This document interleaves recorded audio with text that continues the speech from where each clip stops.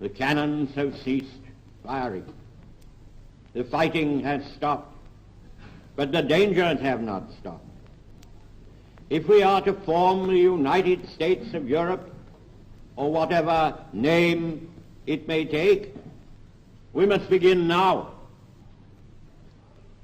We must recreate the European family in a regional structure, called, it may be, the United States of Europe.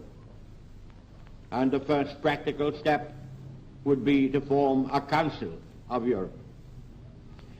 If at first all the states of Europe are not willing or able to join the Union, we must nevertheless proceed to assemble and combine those who will and those who can. Madam Deputy Speaker, this is the 70th anniversary year of Churchill's speech on the cause of a united Europe at Zurich on the 19th of September 1946. Of course, the speech was a speech of great prescience and great vision, and it was also a speech of the most profound analysis. And I will, if I may, unlike most of my other honourable friends and other gentlemen in this House, reflect at a little more distance from Britain's experience of the European Union, and in particular my party's long-standing commitment to the European cause. Madam Deputy Speaker, reflect for a moment on the sight of what Europe must have looked like, the tragedy of what Europe must have looked like in 1945. It's worth the House reflecting on it. It's only in the winking of an eye in terms of time and history. It was only 71 years ago that the Germans surrendered to the Allies and signed the Instrument of Surrender. It was only 70 years ago that the Russians drew down the Iron Curtain on a broken and suffering Eastern Europe. And behind that line, in the wicked grip of a ruthless regime, lay all the great capitals and states of Eastern Europe: Warsaw, Prague, Berlin, Bucharest, Sofia.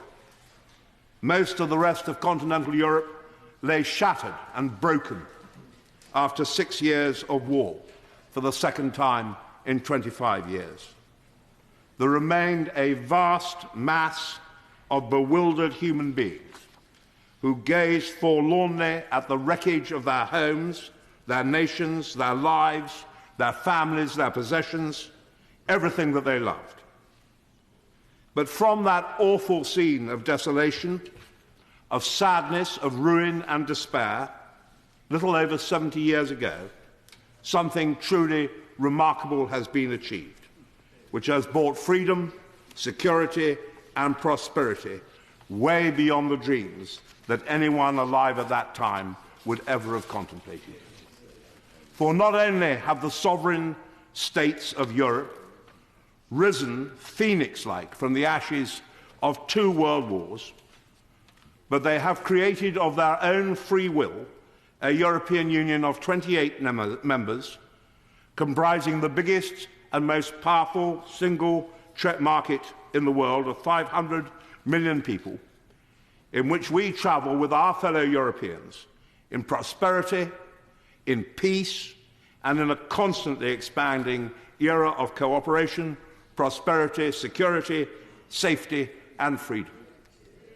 And when the Cold War ended and the Berlin Wall came down on that glorious cold 9th of November 1989, the Warsaw Pact collapsed into dust without ever a shot being fired. Most of the Eastern European countries joined the European Union, and most of them also joined NATO. Indeed, there are only 6 countries who are members of the European Union who are not members of NATO. And why did they join? Because, Madam Deputy Speaker, the Europe and the NATO that they joined were and are prosperous, secure and free.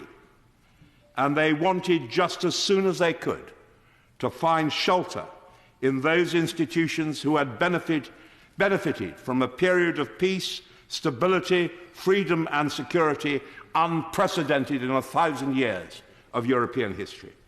and which would protect them from a still predatory Russia. There is no argument, Madam Deputy Speaker, that the European Union was absolutely central to these developments, and it is a very great credit to our country that we should have played such a leading role in seeing all this through.